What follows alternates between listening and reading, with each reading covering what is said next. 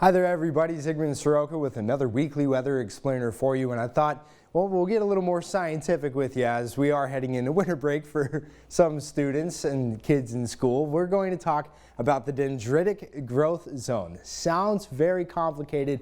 All it is a section of the atmosphere that helps with ice crystal formation and lets us know, forecasters, if there's going to be snow or sleet or freezing rain or any kind of winter precip as we head into the winter months. So it's referred to as the DGZ. We'll see this in soundings that show us what the atmosphere is doing at all different heights. Now it measures vertical motion and relative humidity because you need both of those things to be at its highest for there to be some ice crystal growth, and it has to go through thousands of feet. Now the sounding will show us if it's only going for a couple hundred or for a couple thousand, and usually if it's going for a couple thousand, it's very saturated and there's a lot of vertical motion, you're likely to end up seeing some snow form or even ice, at least in the atmosphere. But it has to be between -12 degrees Celsius and -18 degrees Celsius. And now it might be hard to measure out on its own, and taking a look here at a sounding from tropicaltidbits.com, we can see these two dark lines that are dashed right here following the temperature, at least on the skew T-plot. This is what we use when we're forecasting and it's projecting that we're going to see snow in one area. We go and check these soundings to see, is there actually going to be snow developing in the atmosphere?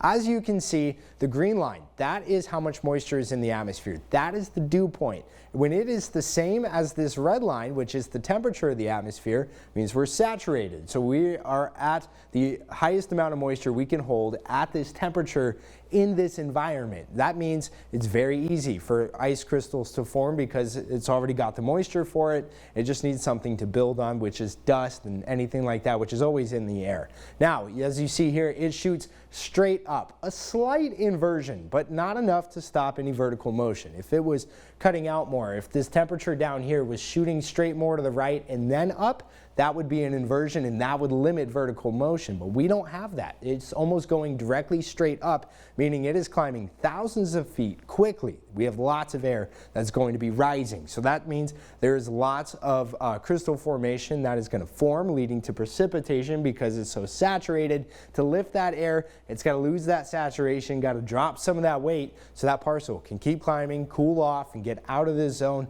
end up being able to go into the free atmosphere and move along. So as it climbs very fast, those ice crystals grow, and that leads to snow if we're in this zone at the surface. Now we're kind of on that line. 32 degrees is right on this dashed line here that kind of keeps it from actually being snow at the surface. It's most likely just barely melting, turning into sleet, because it's not jumping out of that zone high enough in the atmosphere to melt before it hits the ground. So you got to use a little bit of distance measurements from the earth to the top of the atmosphere to know when these ice crystals are going to turn into just rain, when they're going to stay ice crystals, when they're going to jump back over and stay just snow. All of that has to be taken into consideration, which we can explain another week, but this is a very good example of seeing some snow developing in the atmosphere and making it down to the surface. For more news and weather updates, stay right here on the Nonstop Local streaming channel.